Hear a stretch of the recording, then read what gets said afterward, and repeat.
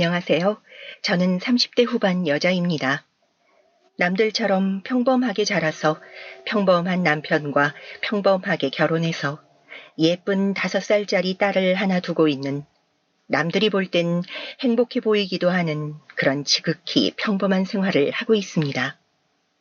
누군가는 평범이 최고의 행복이라고들 하듯 이 정도면 잘 살고 있는 거라고도 할 수 있겠네요. 하지만 저에게는 정말 한 가지 큰 고민거리가 하나 있습니다. 바로 손아래 동서인데요. 이 이야기를 들으시는 분들이 속이 많이 터지시겠지만 끝까지 들어주셨으면 좋겠습니다. 저도 시댁도 둘 다 딱히 크게 내세울 건 없지만 그래도 남들에게 뒤처지지 않았습니다. 그래서 연애도 결혼도 스무스했고요. 제가 결혼할 때 시댁의 가장 큰 고민거리가 방 안에서 하루 종일 뭔가를 하는 듯 나오지 않는 도련님 뿐이었으니까요. 근데 그 도련님이 이 집안의 분위기를 완전히 바꾸어 버렸습니다. 남들이 이야기하는 인생 한 방의 주인공이 되었거든요. 그 한 방은 바로 비트코인이었습니다. 건너 들으신 적 있으신 분들도 혹은 주변 지인 중에 있는 사람일 수도 있습니다. 바로 비트코인으로 한순간에 일확천금을 손에 쥐게 된 사람들 말입니다. 그 중에 하나가 저희 도련님이었습니다. 우리 같은 평범한 사람들은 감히 생각할 수도 없는 큰 돈을 한순간에 쥐게 된 도련님 덕에 집안 분위기는 순식간에 바뀌었습니다. 시부모님이 평수가 큰 집으로 이사갔고 나름 탄탄한 중견기업에 취직해 시부모님의 자랑거리던 남편은 순식간에 뒷전이 되었죠. 한편으로 부럽기도 했지만 그래도 다행이라는 생각도 했었습니다. 남편과 저는 도련님이 저러다 제 밥벌이도 못하면 어떡하나 걱정을 했었으니까요. 근데 진짜 문제는 이제 시작이라는 것을 그때는 몰랐습니다. 결혼할 여자라고 데려온 사람은 외형부터 일반적이지 않았습니다. 물론 일반적이지 않다는 게 잘못된 건 아니었지만 시부모님이 될 어른들에게 처음 인사드리러 온 날 허리만 굽히면 속옷이 보일 것 같은 짧은 미니스커트와 고개를 조금만 숙여도 가슴골이 훤히 보이는 몸에 딱 붙는 원피스와 빨갛게 칠한 매니큐어, 무엇 하나 어르신들 마음에는 들지 않는 것들 투성이었으니까요. 동윤아, 꼭 저런 여자애랑 결혼을 해야겠니? 민지가 어디가 어때서? 나는 민지 아니면 안 된다니까? 애가 좋다는데 그냥 허락해 줍시다. 싹싹하긴 하더만 뭐. 그쵸? 애가 예쁘고 성격도 좋다니까요. 나는 저렇게 예쁜 애 중에 성격까지 저렇게 쿨한 애는 처음 봤다니까? 난 민지 아니면 결혼 안 해요. 다들 내심 마음에 들어 하지는 않았지만 도련님이 워낙 완강하게 나오기도 했고 또 성격이 나쁜 것 같지는 않아서 다들 그냥 넘어간 게 화근이었습니다. 그때로 다시 돌아갈 수만 있다면 시댁과 연을 끊는 일이 있더라도 그 결혼을 말렸을 텐데요. 참 후회가 됩니다. 그네 네가 잘 가르쳐봐. 가르쳐서 될 문제가 아니라는 걸 그때 알았으면 좋았을 텐데. 동서가 심상치 않은 인물이라는 것을 처음 느낀 건 다름 아닌 결혼식이었습니다. 저희 집에 인사차 한번 왔을 때 집안을 관찰하듯 여기저기를 보길래 그냥 인테리어나 가구에 관심이 많은가 보다 했었는데 그게 아니었던 겁니다. 형님, 그런 좁은 집에 어떻게 살아요? 이사 가자고 졸라봐요. 어? 기분은 나빴지만 아직 어린 동서가 철이 없다 생각하고 넘겼습니다. 사실 저도 속으로는 24평인 저희 집 아파트에 비해 80평 새 아파트를 구해 신혼집을 차린다는 도련님네가 부럽기도 했었으니까요. 집 크기가 뭐가 중요한가? 그 안에서 내가 행복한 게 중요한 거지. 집이 크면 더 행복하잖아요. 나는 그런 물질적인 거에서 행복을 찾는 타입은 아니라서 지금도 충분히 행복해. 저의 그 말에 입을 삐죽이던 동서의 얼굴을 보며 부러워하지 않기로 다짐했었습니다. 비교하지 않고 우리는 우리대로 행복하자고. 실제로 그래 왔었으니까요. 예상대로 동서와 저는 맞지 않았지만 맞추려고 노력할 의지도 있었고 그럴 자신도 있었습니다. 하지만 그런 제 생각이 오산이었다는 것을 깨닫게 된 일은 생각보다 빨리 찾아왔습니다. 아이고, 뭘 이런 걸 다 사왔어. 빈손으로 와도 괜찮다니까. 엄마, 그 귀에 걸린 잎부터 내리고 말해. 니네 엄마 다 늙어서 호강하네, 호강해. 원래 이런 비싼 가방은 어머님같이 나이 든 분들이 들어야 더 태가 나는 거예요. 신혼여행 선물로 시어머니에게 1,000만 원이 넘는다는 명품 가방을 들고 온 날, 저에겐 작은 쿠키 세트를 하나 주면서 했던 말이 형님은 작은 거에도 행복을 느끼시는 타입인 것 같아서 일부러 큰 거 준비 안 했어요. 혹여나 부담스러워 하실까봐. 맛있게 먹을게. 누가 봐도 매기는 것 같은 상황이었지만 분위기를 이상하게 만들고 싶지 않아서 그냥 넘어갔었던 기억이 있네요. 하지만 그건 시작일 뿐이었습니다. 그 이후로도 동서의 그런 식의 언행들은 계속됐습니다. 시어머니의 강권으로 어쩔 수 없이 셋이서 쇼핑을 가게 된 날이었습니다. 이거저거 걸쳐보며 입이 귀에 걸린 시어머니를 보며 씁쓸한 기분이 들었지만 저희가 해드릴 수 없는 일을 해드리는 거니 내색하지 않았습니다. 저희는 저희 방식으로 물질이 아닌 다른 효도를 하면 되는 거니까요.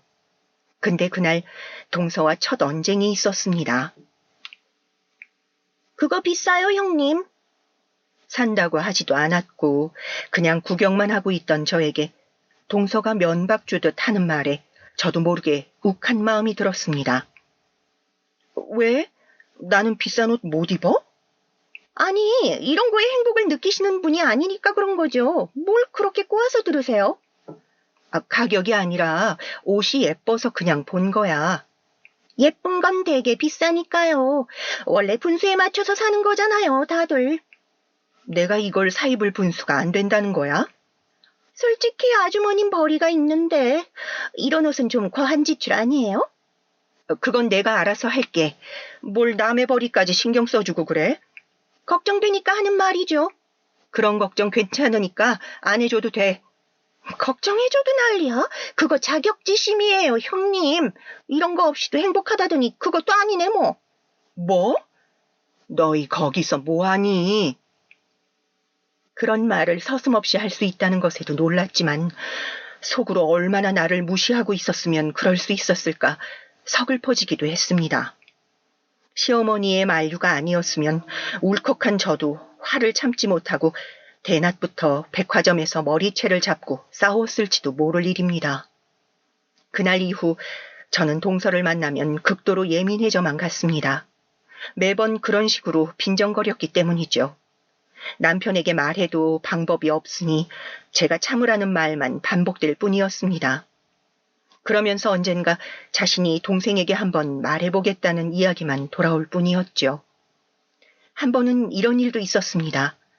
동서는 지나칠 정도로 외모에 집착했습니다. 거리를 지나다니던 젊고 예쁜 여자들을 볼 때면 노골적으로 불편한 기색을 보였는데 도련님이 그런 여자들을 쳐다라도 보는 날엔 정말 거품을 물며 악을 썼습니다. 예쁘고 어린 걸 무기로 부자인 남편을 얻었다는 것을 본인 스스로도 너무 잘 알고 있었던 이유겠죠. 지금 내가 옆에 있는데 다른 여자한테 눈이 돌아가? 나만 보겠다는 약속 그거 다 뻥이었어? 동서가 그렇게 악을 쓰면 도련님은 어김없이 그녀에게 사치품을 건넸습니다. 반짝이는 보석들을 보며 자신이 성공한 삶을 살고 있다고 그렇게 생각했을 것 같습니다. 실제로도 모두가 자신을 부러워할 거라는 둥, 그때 자신들을 무시하던 년들에게 다 보여줘야 한다는 둥 하는 말들을 자주 하곤 했었으니까요. 그렇게 무시당해놓고 왜 이젠 또 저를 무시하는지 매번 묻고 싶었습니다. 시어머님이 동서에게 꼼짝하지 못하면 못할수록 그리고 옷방에 그녀의 사치품들이 많아지면 많아질수록 동서의 잘난 척과 저를 향한 무시는 심해졌습니다. 동서는 말끝마다 없어 보이게 없어서 그렇다는 말을 내뱉었으니까요. 그렇게 자꾸 듣다 보니 정말 저희 집이 없는 건가 하는 생각도 들었습니다. 왜 나는 제대로 된 명품 가방 하나가 없고 24평밖에 되지 않는 아파트에서밖에 살지 못하며 매달 이번 달 생활비로 얼마를 썼는지를 계산하는 삶을 살아야 하는지에 대해서도 생각했던 것 같습니다. 그 전까지는 한 번도 그런 생각을 해본 적이 없었는데 말이죠. 그러다 보니 부부간에 잦은 다툼들이 생기기 시작했습니다. 안 그러던 사람이 그러니까 이러지. 왜 갑자기 남들이랑 비교하면서 불행해하는 건데? 동윤이네가 그렇게 부러워? 그 말에 한 대 맞은 듯 정신이 번쩍 들었습니다. 한 번도 누군가와 비교하며 불행해하지 않았던 제가 동서의 말에 휘둘리고 있다는 사실을요. 남편의 태도가 바뀐 것도 이쯤부터였던 걸로 기억합니다. 동서와 가깝게 지낼수록 문제가 된다는 사실을 인지했기 때문이었겠죠. 그 이후로 저희 부부는 도련님네를 만나는 것을 일부러 피했습니다. 이런저런 이유를 대가면서요. 하지만 아시다시피 매번 그럴 수는 없었습니다. 필연적으로 만나게 되는 날들이 있었고, 그런 날들이면 외출을 하기 전에 거울을 보면서 제 자신을 다독였습니다. 절대 휘둘리지 말고 비교하면서 불행해지지 말자고요. 그런 일상이 반복되다 보니 저도 지쳐가고 있었습니다. 친구들에게 이야기를 해도 딱히 뾰족한 방법을 찾을 수는 없었습니다. 어쨌든 금전적으로 시부모님이 도련님네 눈치를 보고 있는 상황이었고 저희가 달리 뭔가를 해드릴 수 있는 여유가 없었기 때문이었습니다. 명절마다 불려다니고 반찬해다 나르는 건 작은 며느리가 쥐어주는 봉투와 명품백에 비하면 아무것도 아닌 게 되어 있었습니다. 그 현실이 서글펐지만 도련님네와 최대한 마주칠 일을 만들지 않는 쪽으로 노력했습니다. 요즘 왜 이렇게 표정이 안 좋니? 제 속도 모르고 그런 말을 하는 시어머님이 얄미웠지만 성격상 또 어르신에게는 말을 못했습니다. 그리고 지금 서로 좋아 죽는 시어머님과 동서 사이에 괜히 말을 꺼내봤자 저만 이상해질 것 같기도 했고 말입니다. 그렇게 저만 참는 나날들이 계속됐습니다. 하지만 가끔 눈물 나는 날도 있었습니다. 시어머님의 생신에 시켜드리거나 식당을 가는 것보다 제가 해드리는 게 더 의미 있다 생각했었고 새벽부터 장을 보고 하루 종일 부엌에서 허리 펴는 일 없이 음식을 했지만 돌아오는 건 누가 요즘 이런 걸 먹냐며 면박 주는 동서와 인류 레스토랑을 예약해뒀다는 말에 눈을 반짝이시던 시어머니의 모습을 보고는 화장실에 몰래 들어가 눈물을 훔쳤었습니다.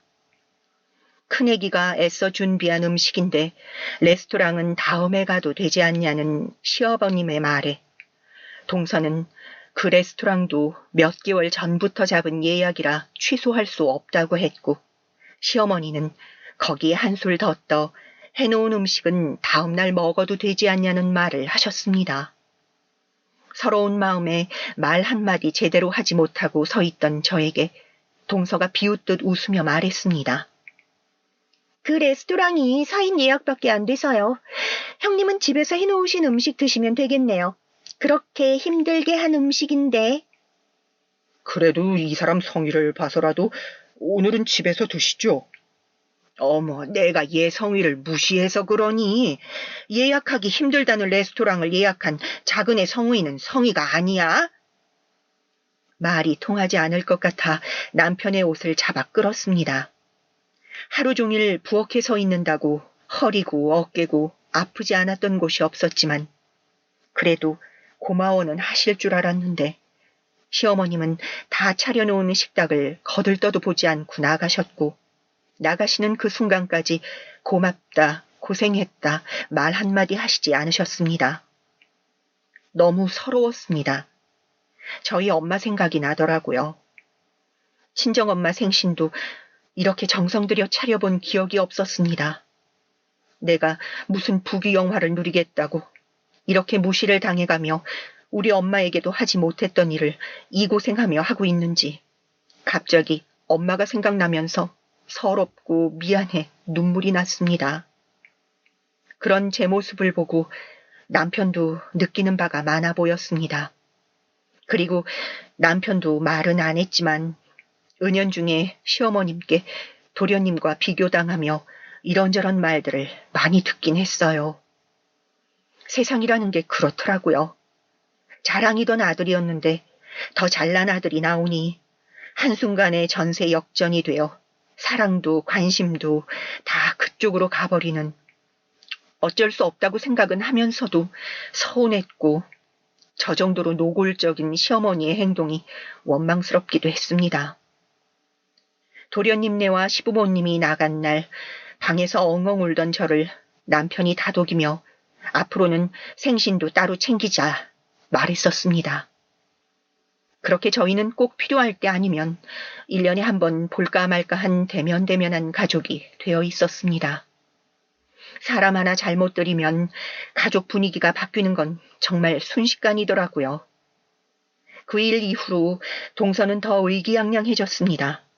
전보다 가끔 보는 만큼 한 번 만났을 때 사람을 무시하는 강도가 심해졌다고 해야 할까요? 볼 때마다 새로운 옷, 새로운 가방을 들고 와서는 형님은 그 가방밖에 없냐고 빈정거렸습니다. 그래, 너도 좋은 가방 하나 사. 매번 이렇게 같이 다니는데 너만 그런 거 들고 있으면 같이 다니는 사람도 신경 쓰이지 않니? 창피하다는 말씀을 그런 식으로 하시더라고요. 그 말을 듣고는 남아있던 정마저 다 떨어졌습니다. 하지만 저도 정말 답답한 인물인지라 어른이 불러내면 또 거절하지 못하고 나가서 그 싫은 소리를 다 듣고 들어오곤 했습니다. 문제를 해결하려 노력을 아예 하지 않은 것은 아닙니다. 제 딴에는 노력했어요. 이 이야기를 해주면 제 주변 사람들은 하나같이 연을 끊는 수밖에 없다고 했지만 제 성격을 아는 친구들은 네가 그럴 수 없다는 걸 아니까 하며 나름의 방법을 제시해 주기도 했습니다. 이건 어르신들이 정리를 해주는 것 말고는 방법이 없다고 하더군요. 우리가 한두 마디 해서 될 문제는 아니라고요. 제 생각도 마찬가지였습니다. 그리고 그게 정답이기도 했고요. 그런 사람들은 태생이 남이랑 자기를 비교하면서 우월감을 느끼는 부류라 절대 안 고쳐져. 네가 애써봐야 소용없이 어른들인 계속 그러면 안 된다고 주의를 주거나 아니면 안 보는 수밖에 없다니까. 어머님한테 말하면 들으실까? 너희랑 계속 잘 지내고 싶으면 듣는 척이라고 하시겠지. 그리고 서아 있는데 들으시려 하지 않을까?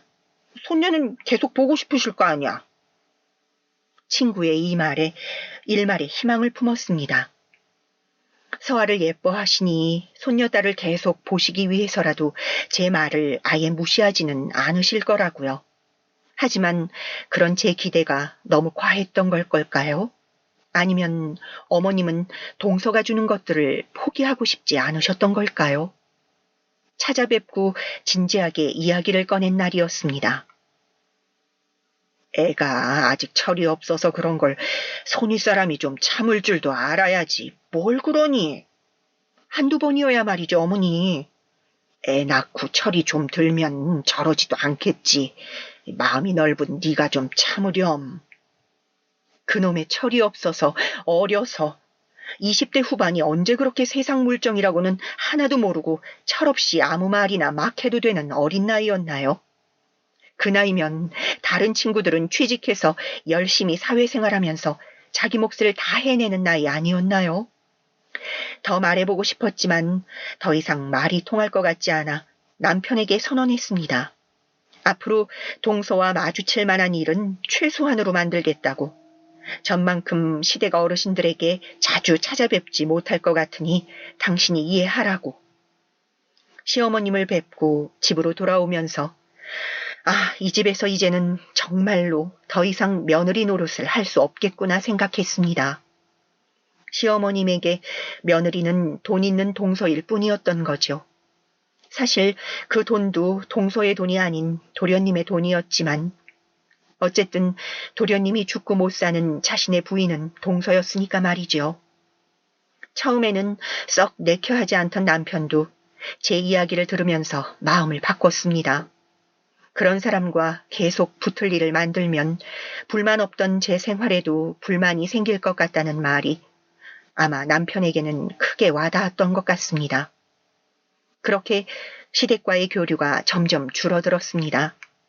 처음에는 불만을 이야기하던 시어머님도 단호한 저와 남편의 말에 어쩔 수 없이 수긍하시는 것 같았습니다. 무엇보다 동서가 나르는 것들을 포기하고 싶지 않으셨던 마음이 더 크셨겠죠. 반찬을 해다 나르지 않아도 동서가 사다 주고 생일상을 차리지 않아도 1인당 수십만 원이 넘는 레스토랑을 가고 시어머님이 말씀하셨던 그 철없는 행동을 조금만 참아주면 수백 수천만 원의 명품 가방이 손에 쥐어지니 말입니다.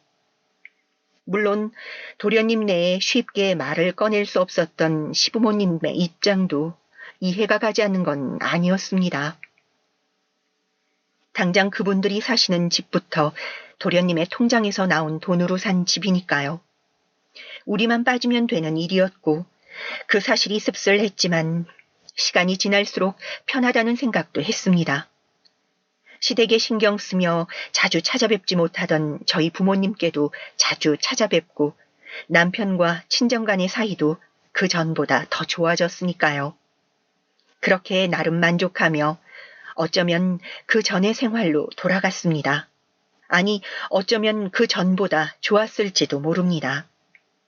쭉 이렇게 지냈으면 정말 좋았겠지만 제가 이 긴 이야기를 시작하게 된 사건이 일어나고야 말았습니다.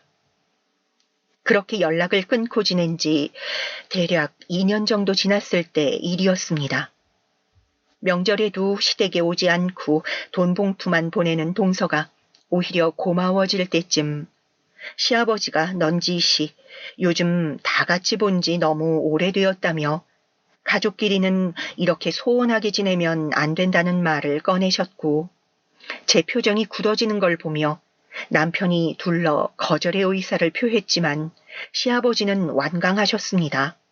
그래서 어쩔 수 없이 다 같이 보기로 하게 되었고 어쩌다 보니 그 모임의 장소는 저희 집이 되었습니다. 남편은 정말 오랜만에 도련님에게 연락해 동서의 언행을 단속시켰고 도련님은 살짝 언짢아하긴 했지만 그러겠다 했다고 그 말을 듣고 마음을 너무 놨었던 것 같습니다. 형님, 오랜만이네요. 잘 지내셨어요? 처음 보는 미소와 싹싹한 말투로 큰 과일 바구니와 소고기 등 양손에 잔뜩 선물을 들고 와 그동안 너무 인사가 없어서 죄송했다는 동서를 보며 못 보는 동안 철이 좀 들었나 보다 생각했습니다. 원래 모이기로 한 시간보다 2시간이나 일찍 와 음식하는 것을 돕겠다 하는 모습에서 저도 모르게 마음이 좀 풀어졌던 것도 같습니다. 형님 보면 진짜 돈이 다가 아니라는 생각이 들어요. 이렇게 화목하게 애기 키우면서 잘 사시잖아요. 저는 요즘 임신이 안 돼서 스트레스 받고 있는데 바로 애기 가지신 것도 그렇고 복이라니까요. 동서도 곧 좋은 소식이 있을 거야. 엄마가 될 때가 돼서 그런가 부쩍 달라진 동서의 모습에 이런저런 이야기를 하며 긴장의 끈을 좀 풀었던 것도 같습니다. 여전히 손가락 하나 까딱하진 않았지만 그건 이미 각오했던 일이기도 하고 내 신경을 긁지 않고 입에 발린 소리일지언정 듣기 좋은 말을 하는 동서에게 놀라기도 했었고요. 서아랑 좀 놀고 있을래? 마침 어린이집에서 하원을 한 서아가 집에 도착해 동서에게 아이와 놀아달라는 부탁을 했습니다. 싫다는 내색 없이 아이에게가 이런저런 이야기를 하는 동서를 보며 이제 진짜 변했구나 싶었을 때 서아가 울먹이는 표정으로 벌떡 일어나 남편을 향해가 물었습니다. 아빠, 숙모가 나보고 거지래. 나 거지야? 그게 무슨 소리야? 불쌍하다고 거지 같은 부모 만나서 이런 집에 산다고 그랬어. 소아가 엉엉 울면서 남편에게 한 말은 충격 그 자체였습니다. 제 상식으로는 이제 5살밖에 먹지 않은 아이에게 어떻게 그런 말을 할 수 있는지 이해가 가지 않았습니다.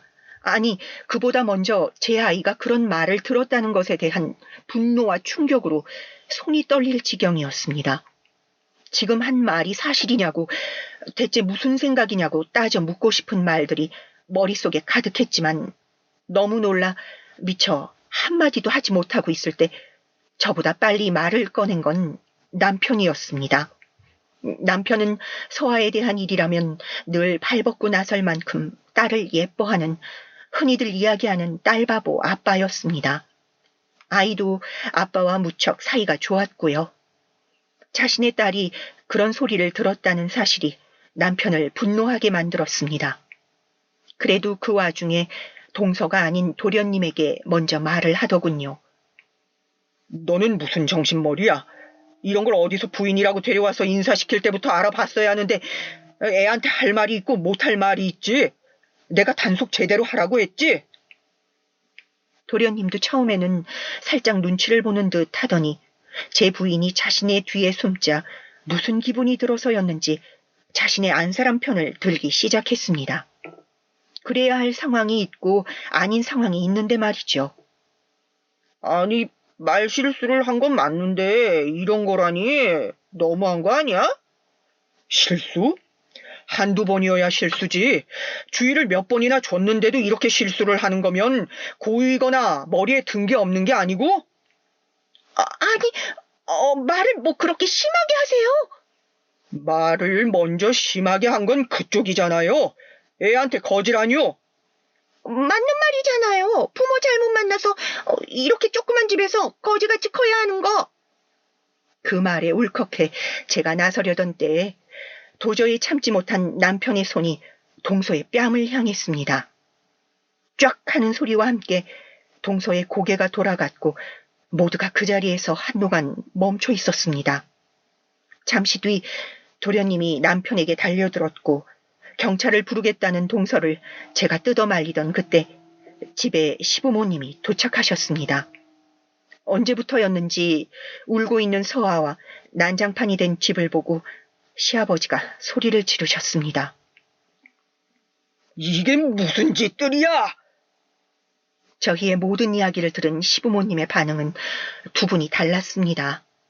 분명 동서의 잘못이 맞지만 동서를 탓할 용기는 없으셨던 시아버지와 이미 동서가 하는 모든 일들은 용서할 준비가 되어 있으신 시어머님. 시어머님은 동서를 언행을 조심하는 게 좋을 것 같다는 말을 하심과 동시에 대놓고 동서 편을 드시며 그래도 손찌검을 한 남편이 더 잘못했다 역정을 내셨습니다. 아무리 그래도 그렇지 사람을 때리면 안 되는 거 아니겠니? 네가 윗사람이니까 사과하고 좋게 넘어가자. 그동안 윗사람이니까 참은 거예요. 은근 저희 집 무시하던 말 하던 게 한두 번도 아니고 우리가 2년 동안 얼굴 안 보려고 한 게 다 그 이유 때문인 거 정말 모르셔서 하는 말씀이세요? 제가 언제 무시를 했다고 그러세요? 그거 자격지심이라니까요. 동서는 조용히 못해? 제가 왜요? 그게 무시가 아니면 뭐야? 사사건건 얼마 벌지도 못하면서 뭐 이런 좁은 집에 사람이 어떻게 사냐는 말을 달고 사는 게? 동서 나 만나서 그런 말 한 번이라도 안 한 적이 있기나 한 줄 알아? 그런 말 안 하고는 못 사는 병이라도 걸렸어? 동서 친구 없지? 그렇게 만나는 사람들마다 돈으로 무시하는데 주변에 사람이 남아있기나 해? 지금 말 다 하셨어요? 겨우 5살짜리 서아는 더 한 말도 들었는데 내가 이런 말도 못할 건 또 뭐야? 그리고 그 돈이 동서 돈이야? 자기는 더 없는 집에서 커놓고 왜 자기 돈인 것처럼 굴어? 돈 많은 도련님한테 시집 온 거 말고는 자기 건 하나도 없으면서. 너는 말을 또 그렇게 하니? 어른들 있는 앞에서 버릇없이. 왜 이 사람을 혼내세요? 그럼 재수 씨는 버릇이 있어서 손윗사람인 이 사람한테 이러는 거요? 그건 애가 어려서. 이제 30인데 어리긴 뭐가 어려요. 이 사람은 30에 시집와서 집안 어른들에게 깍듯하게 하면서 제 할 도리 다 했어요. 밖에 나가서 한번 물어보세요. 30이 철없이 날뛰어도 되는 나이인지 아닌지. 사실 그랬습니다. 동서는 가난한 집에서 힘들게 컸다고, 그러니 잘 좀 부탁한다고 도련님이 그전에도 몇 번이나 말씀하셨었거든요. 없다가 하루아침에 많아진 사람이라 그런지 더 앞뒤 분간을 하지 않고 날뛰는 게 너무 보였습니다. 그게 절 더 화나게 했을지도 모릅니다. 시끄럽다. 그만들 하거라. 시아버지의 그 말에 모두가 입을 다물고 씩씩거리기를 수분. 이야기를 나누면 나눌수록 감정의 골을 깊어져만 갈 것임을 저도 남편도 직감했습니다. 그리고 내 가정을 지키기 위해서는 이들과 앞으로 마주쳐서는 안 된다는 사실도요. 그만들 가보세요. 더 이상 얼굴 보고 싶지 않으니까. 얘가 엄마한테 못하는 말이 없어. 가시라니까요. 남편의 반응에 시어머니는 놀라신 것 같았지만 집을 떠나시는 그 순간까지 작은 며느리를 감쌌습니다. 많이 놀랐을 텐데 집에서 푹 쉬라는 말을 하시는 걸 보고 정말 소름이 돋을 지경이었어요. 시아버지는 내심 저희한테 미안해하시는 것 같았지만 말을 꺼내시진 않으시더라고요. 그걸로 의사표현을 하신 거라 생각합니다. 미안해하시는 마음이야 어찌됐든 아무것도 바꾸려 하지 않으셨으니까요. 그날 이후로 저희 집에서 시댁 이야기는 금기어가 되었습니다. 이대로 평생을 얼굴을 안 보며 살게 될지도 모른다고 생각했고 실제로 그게 나을 것 같았습니다. 그렇게 또 세월이 지났습니다. 저희는 그 뒤로 서아가 초등학교에 들어갈 때까지 시댁 식구들과는 연락하지 않고 지냈습니다. 평온한 일상이었습니다. 누군가와 비교당하지도 스스로 하지도 않으면서 다시 평범히 행복이었던 시절로 돌아가 아이와 함께 주말 외식 한 번에 웃으며 지내던 나날들이 반복되고 또 거기서 행복을 찾는 날들이요. 그러던 어느 날 아버님께 전화가 왔습니다. 서아가 보고 싶으시다고 말이죠. 손녀딸이 보고 싶다는 시아버지까지 거절할 수는 없었습니다. 그래서 시어머님 몰래 밖에서 서아와 함께 밥을 먹던 날이었습니다. 안색이 그 전보다 안 좋아지신 시아버님이 자신의 처지를 저에게 털어놓기 시작하셨습니다. 동서와도 안 본 지 1년이 넘었다 하시더군요. 용돈 같은 것도 통장으로 바로 보내기만 하고 전화 한 통도 없다고. 지난 어머님의 생일에도 통장으로 돈만 보낸 게 다라고 하시며 아들들을 보지 못해 외롭다 하셨습니다. 이제라도 잘 지내보면 안 되겠냐 넌지시 묻는 아버님에게 고개를 저으며 말했습니다. 다시 반복될 뿐이라고요. 동서는 아마 이제 비교하며 우월감을 느낄 대상이 없어서 자주 찾아뵙지 않는 거라고요. 제가 다시 잘 지내면 나타나서 저희를 무시할 게 뻔하고 저는 더 이상 그런 일을 겪고 싶지 않다고 말이죠.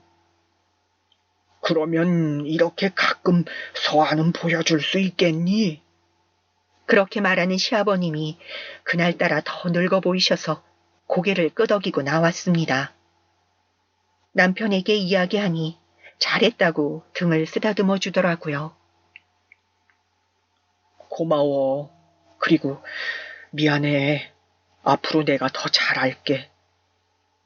이 정도의 교류만 있으면 될 거라고 생각했습니다. 그래도 피로 이어진 사이에 손녀까지 안 보여드릴 수는 없으니까요. 동시에 시어머님은 자신의 손녀가 보고 싶지도 않으신가 하는 생각에 울컥하기도 했지만 이내 그런 생각은 접었습니다. 생각할수록 저만 분하고 그럼 저만 손해잖아요. 그렇게 아버님이 다녀가신 지 며칠이 지났을까요? 장을 보고 집에 돌아오는 길에 휴대폰을 확인하고 저도 모르게 그 자리에서 우뚝 멈춰섰습니다. 동서에게 부재중 전화가 들어와 있었기 때문이었습니다. 너무 오랜만에 보는 그 동서라는 수식어에 어떻게 해야 할지 몰라 고민하고 있을 때 다시 한번 동서에게서 전화가 걸려왔습니다. 그리고 받자마자 인사도 없이 대뜸 화부터 내는 동서의 목소리에 다시 한번 변한 게 하나도 없다 생각했습니다. 그리고 괜히 받았다는 후회도 함께 말이죠. 어쩌겠어요. 후회해봐야 이미 늦은 걸. 뒤에서 아버님한테 무슨 수를 쓰시고 계신가 본데 애 앞세워서 그러시는 거 너무 치사한 거 아니에요? 다짜고짜 전화해서 그게 무슨 소리야? 나는 그냥 아버님이 서아 보고 싶다길래 만나서 밥 한 끼 한 것뿐인데 그리고 내가 아버님한테 무슨 수를 써서 뭐해? 혹시 콩고물이라도 떨어질까 그러시는 거 누가 모르는 줄 알아요? 왜요? 돈은 행복을 주지 않는다는 그 생각도 이제 바뀌셨나 봐요? 모두가 다 동서 같은 줄 알아? 손녀딸이 보고 싶다는 할아버지 부탁을 어떻게 거절해? 이봐, 자기 지금 자식 있다고 유세 떠는 거잖아. 도저히 말이 통하지 않았습니다. 이 정도로 논리와 상식이 통하지 않는 벽 같은 사람을 대하는 건 처음이라 사실 어떻게 대응해야 할지도 모르겠더라고요. 노력해도 아이를 갖지 못한다는 사실 정도는 알고 있었습니다. 거기서 온 자격지심인지 뭔지 동서는 아이에 유독 민감해했습니다. 제가 아이를 앞세워 시부모님의 환심을 사고 있다고. 사실 그 환심을 사서 제가 얻게 되는 게 뭔지는 모르겠지만 동서는 제 자격지심 때문에 더 이성을 잃은 것 같이 느껴졌어요. 얼핏 시험관 시술을 듣는다고도 이야기 들었던 기억이 났습니다. 도련님이 주는 부가 동서에겐 행복임과 동시에 불행이기도 했던 것 같습니다. 이제나 저제나 도련님이 떠나면 어쩌나 전전긍긍하는 모습이 저에게도 느껴질 때가 많았으니까요. 그래서였는지 결혼을 한 첫 해부터 아이를 가지려 노력했지만 왜인지 모를 이유로 아이가 오랜 시간 생기지 않았고 그래서 난임 치료를 받으러 다녔습니다.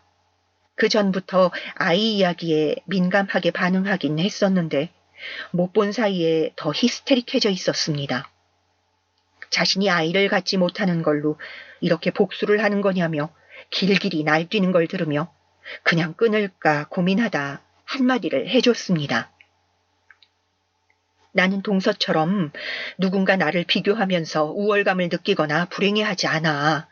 나는 아이가 있고 동서는 없는 걸로 그런 감정 느껴본 적 없어. 나는 동서 같은 사람이 아니거든. 그렇게 전화를 끊고 이긴 기분이 들었습니다. 그런 기분도 옳지 않은 감정이라는 건 충분히 알고 있었지만 그동안 당해온 것들이 있어서 그런지 후련하더라고요.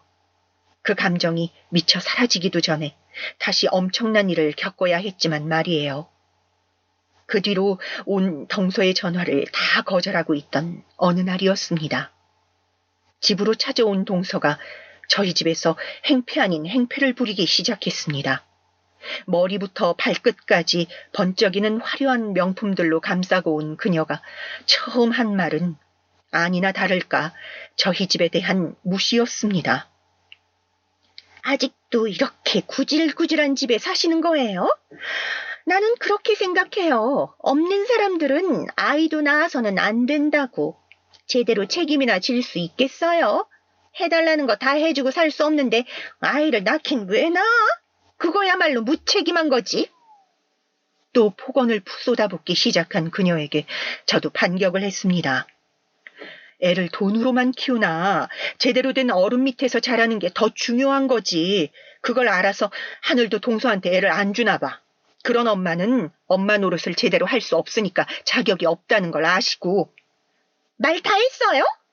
아침 대바람부터 남의 집에 찾아와서 폭언을 먼저 퍼부은 사람이 누구였더라? 이 정도면 예의 차린 거니까 경찰이 신고하기 전에 돌아가. 아, 그리고 그렇게 머리부터 발끝까지 번쩍이는 거 입고 다니는 게 오히려 품이 없어 보이는 거 알지? 누가 봐도 졸부 같아. 형님, 그거 열등감이에요. 나는 그런 적도 없는데 애 있다고 유세 떤다는 둥 이러고 쪼르르 달려와서 거품 무는 동서가 느끼는 게 열등감이겠지. 자신이 아니라 내가 열등감을 느끼는 거라고 뒤에서 고래고래 소리를 지르는 동서를 두고 돌아서서 문을 닫으며 다시 한번 생각했었습니다. 이 인연을 진작 끊어서 너무 다행이라고 말이죠. 그러고도 한동안 가지 않고 집 앞에서 소리를 질러대길래 경찰을 불렀습니다. 그제서야 얌전히 돌아가더군요. 물론 어머님에게 일렀는지 바로 전화가 오긴 했지만 말이에요. 너는 그런 일로 애를 경찰에 신고를 하고 그러니? 집에 가지도 않고 동네 시끄럽게 몇십 분을 소리를 질러대는데 그럼 어떡해요? 동네 창피하게 저런 사람이 며느리인 거 소문나면 어머님은 괜찮으시겠어요? 아니 그래도 그렇지 어머님도 그러시는 거 아니에요. 저희 사이가 이만큼 안 좋아진 건 어머님이랑 아버님이 제대로 된 어른 노릇을 안 하셨기 때문이에요. 대놓고 차별하고 면박 주는데 어느 자식이 안 서운하겠어요? 지금도 보세요. 그렇게 연락 한 번을 얻고 서아 어떻게 크는지 궁금해하지도 않으시더니 작은 며느리 그런 일 좀 당했다고 바로 저한테 연락하셔서 싫은 소리 하시는 거 이미 얼굴 안 보고 산 지 오래고 저는 가족이라는 생각도 안 하고 살아요. 그러니까 정말 불가피한 일 아니면 더 이상 이런 일로 연락하지 마세요. 제 말을 들은 시어머님은 어른에게 이러는 거 아니라며 역정을 내긴 하셨지만 단호한 제 태도에 더 이상 화를 내지 않고 전화를 끊으셨습니다. 보나마나 그 사랑에 맞지 않는 작은 며느리 불러다가 제 욕을 실컷 하셨겠죠. 얼굴 보고 살 사이도 아닌데 저도 더 이상 참을 것도 없었고 말입니다. 잘했어. 제가 끄떡도 하지 않으니까 남편에게 전화를 하신 모양이더라고요. 남편에게 네가 사과하라 하셨다는데 남편도 이런 일로 연락하지 말라고 하고 끊었다고 정말 징글징글했습니다. 그러고 며칠 뒤에 미안하다고 시아버님에게 전화가 왔었습니다. 내가 말실수로 서아 만났다는 이야기를 해버려서 너한테 면목이 없구나. 일부러 그러신 것도 아닌데요. 너무 마음 쓰지 마세요. 그렇게 말했지만 시아버님은 면목이 없으신지 한동안 연락을 하지 않으셨습니다. 인생사 세옹지마라는 이야기를 이럴 때 쓰는 걸까요? 그 일이 있고 얼마 가지 않아 정말 뜻밖의 소식을 들었습니다. 고민스런 얼굴로 퇴근한 남편이 밥도 제대로 먹지 않고 한숨을 푹푹 쉬길래 무슨 일이냐 물어봤는데 도련님에게서 연락이 왔다고 하더라고요. 저는 그때처럼 또 몰상식한 언행들을 한 건 아닌가 했지만 연락의 내용은 뜻밖이었습니다. 도련님이 돈을 빌려달라 한 것이었습니다. 뭐? 돈?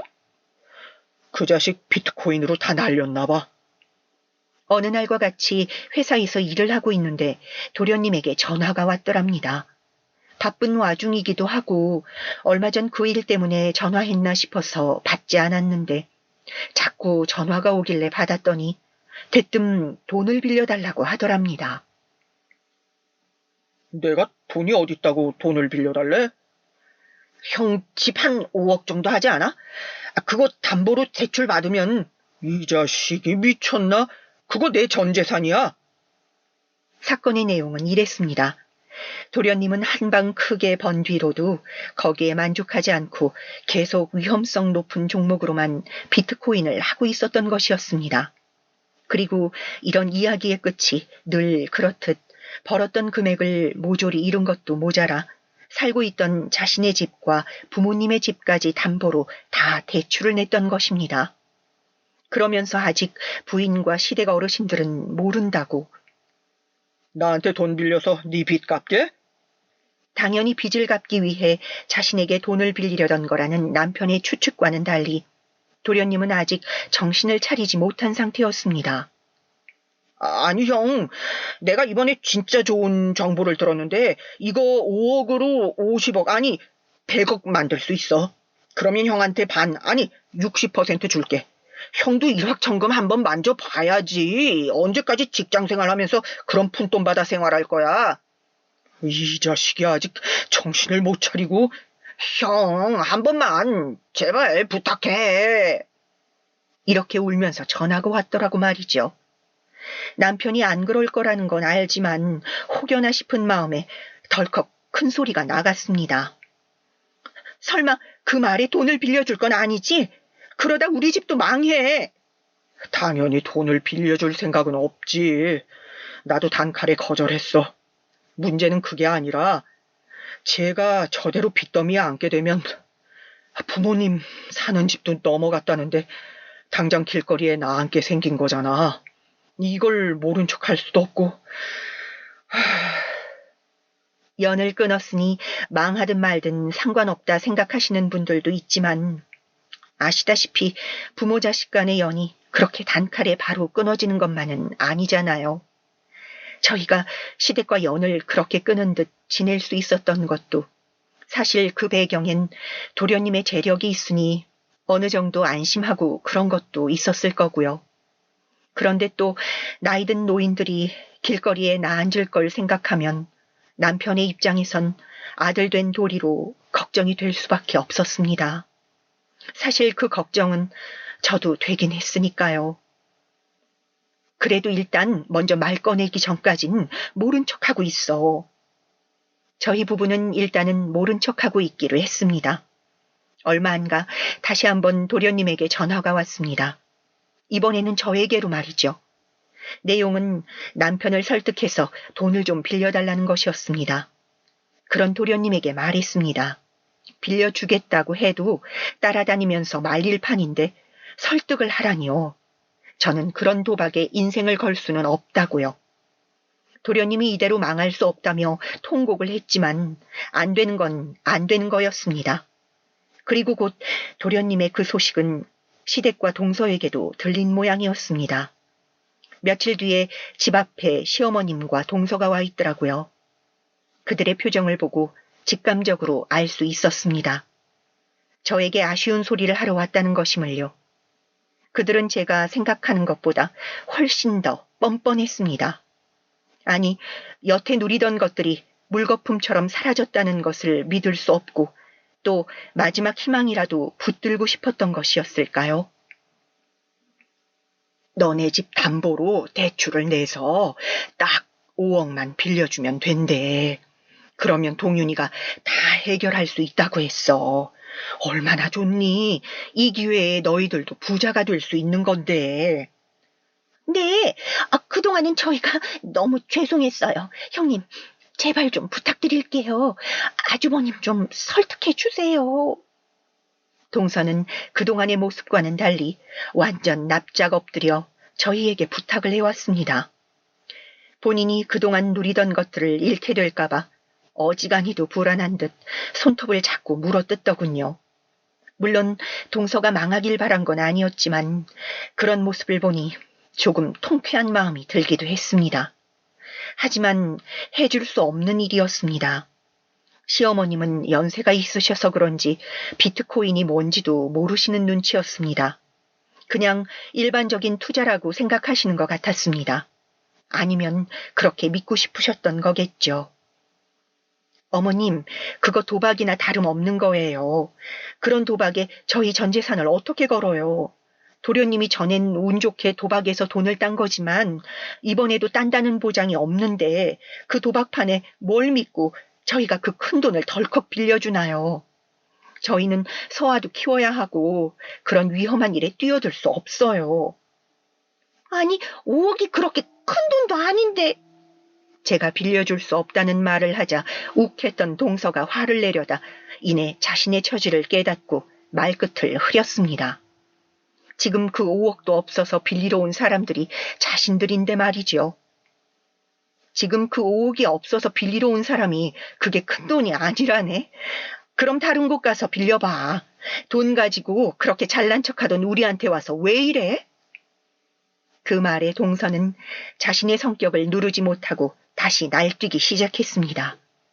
이제 와서 이런 식으로 복수를 하는 거냐고 말이죠. 사실 복수를 한 게 아니라 정상적인 대응을 한 건데요.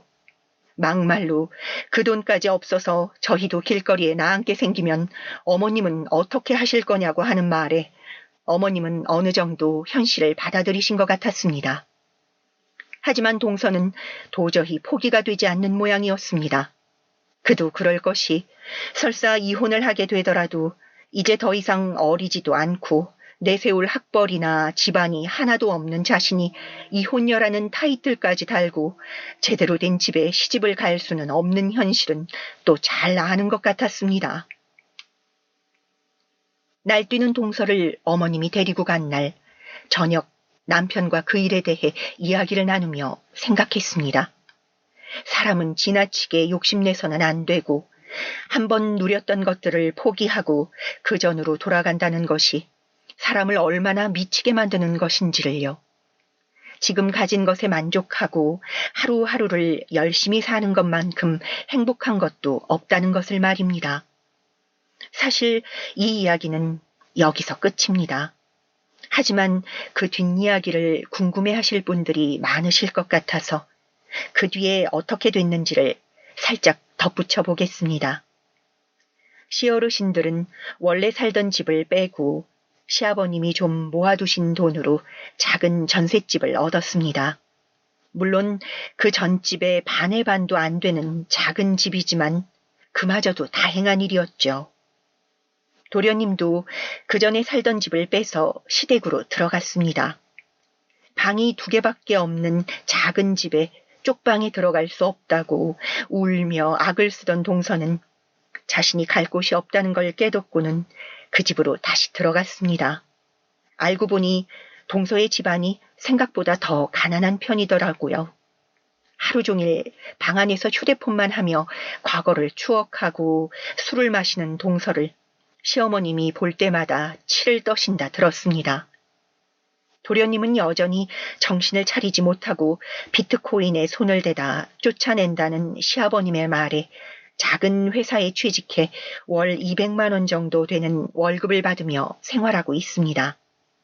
사실 처음부터 그랬으면 이미 과장은 달았을 나이인데 뒤늦게 신입사원을 하는 것이 적성에는 맞지 않는 모양이었지만 어쩔 수 없는 일이죠. 아버님은 아파트 경비원을 하며 생활비를 벌고 계십니다. 저희 집에서 용돈을 다시 드리기는 하지만 면목이 없으시다며 다시 일을 시작하셨습니다. 시어머님은 여전히 제가 가끔 해다 드리는 반찬 같은 것들을 미안한 기색 없이 받으시지만 나이 드신 어르신에게 이렇다 저렇다 말하기도 그래서 그냥 참고 있습니다.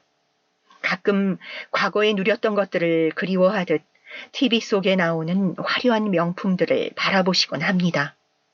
다 팔아버리고 이제는 아무것도 남지 않았거든요.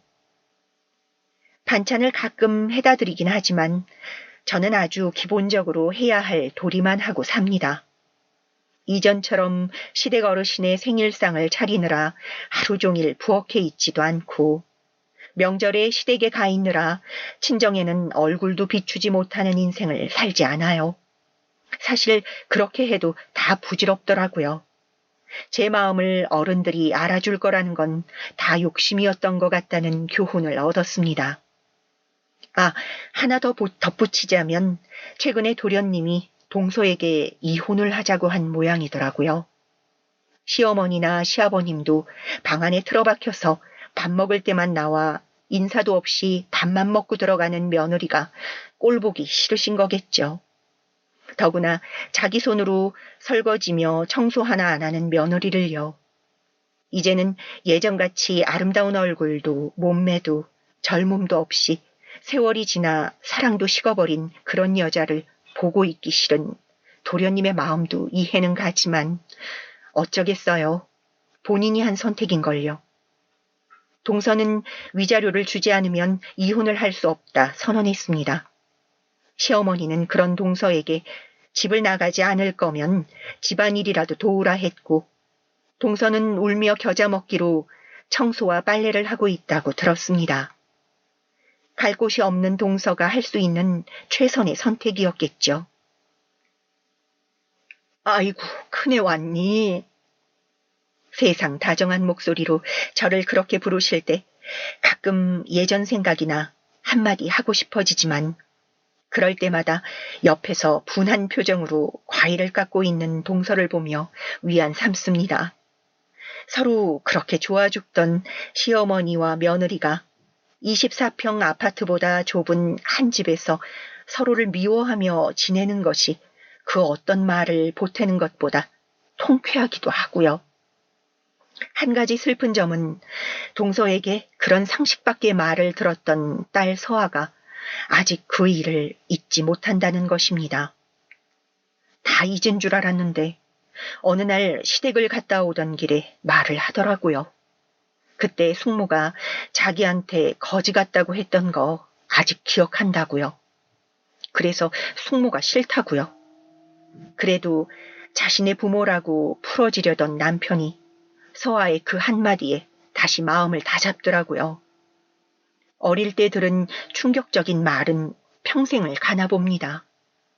우리 아이에게 그런 몹쓸 기억을 남겨줬다는 것 하나만으로도 평생 용서할 수 없을 것 같지만 과거의 업을 어느 정도는 돌려받은 것 같은 현재를 보면서 남들은 그러지 못해도 나만은 착하게 살자 다짐한답니다.